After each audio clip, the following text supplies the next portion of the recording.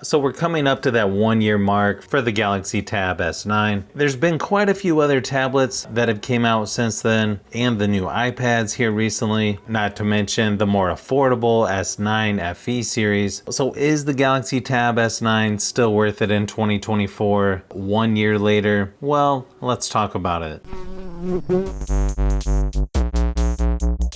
When it comes to the price, it normally starts at $799 for the base model, but you've probably noticed it's been on sale here recently. In fact, that's sort of the great thing about Samsung products. You can usually find them on sale, or they have good trade-in deals if you're wanting to upgrade. You can also find Amazon Renewed versions for about $100 less as well. Good thing is it starts at 128 gigabytes and goes up to 256 gigabytes of storage. It also takes a micro SD card for expanded storage.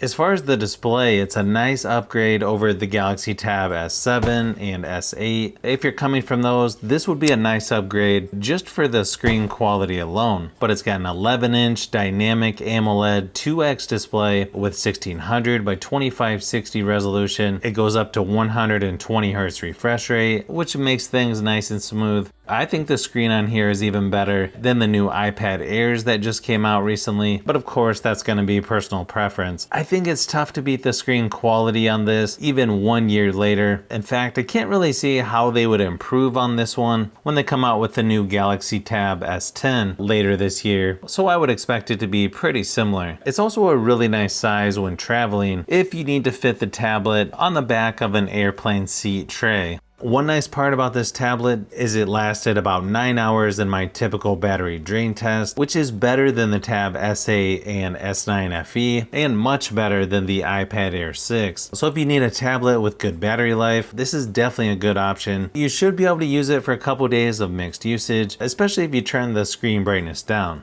As far as software, it's currently on Android 14, One UI 6.1 as of this video, and it's still nice and smooth just moving around the software. Obviously, it's going to look very similar to the bigger Tab S9 Plus and Ultra, just in a little more compact size. You also have the new Samsung DeX, which has floating windows, or you can switch to the classic version to be a little more productive as well. You can also attach an HDMI adapter to connect this to a projector, TV, or external monitor, which I always think is nice, especially if you're traveling. Of course, one of the best parts of Samsung tablets like this is it comes with the S Pen, so you don't have to buy it separate like on iPads, and it's great for drawing, taking notes, or just moving around the software. I actually wish all the Samsung phones had an S Pen because it definitely comes in handy. I also like that you have the fingerprint scanner right on the front of the display instead of on the power button like the S9 FE series. I just feel like it's a little easier to use than when it's on the power button. And then of course, with this only being 1 year old, it's got a lot of life left as far as software updates go. Plus, I always feel like I get extras with the software when it comes to Samsung devices, and you can always turn some of those off if you don't use them.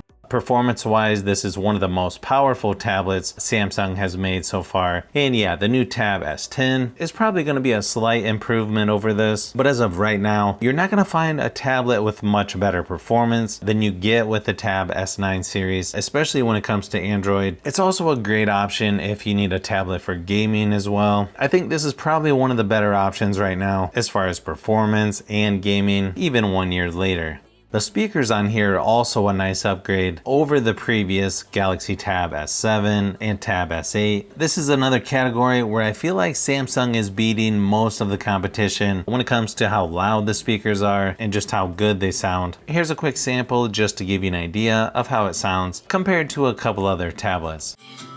But I've known you too long, it hurts to watch your blue eyes fade to gray. But I've known you too long, it hurts to watch your blue eyes fade to gray. As you fade away,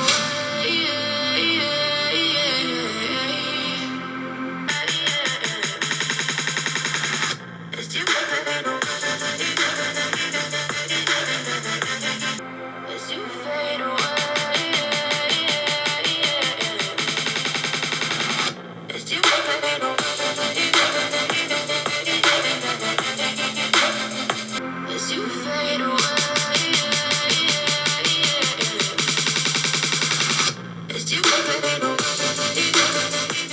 Now, typically when it comes to cameras, they're usually not the best on tablets, but these on the Galaxy Tab S9 are actually pretty good as far as tablets go. So if you need to do Zoom meetings or other video conference calls, this could be a good option. I don't think most people would probably use this for taking photos, but you could do that as well, or scan documents on here without any issues. Here's a few samples just to give you an idea of what to expect.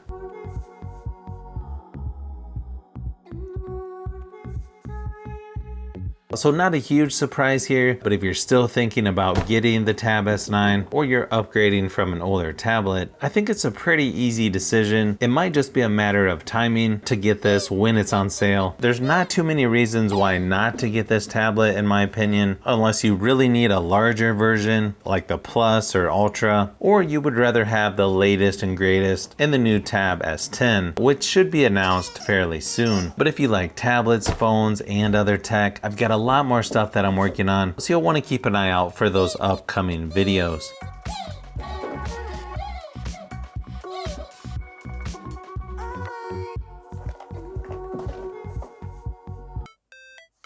So if you've made it this far into the video, you may want to say thanks by subscribing, and don't forget to give a thumbs up if this video was helpful. This is Brian from Fishbee Productions. Thanks for watching, and I'll see you on the next one.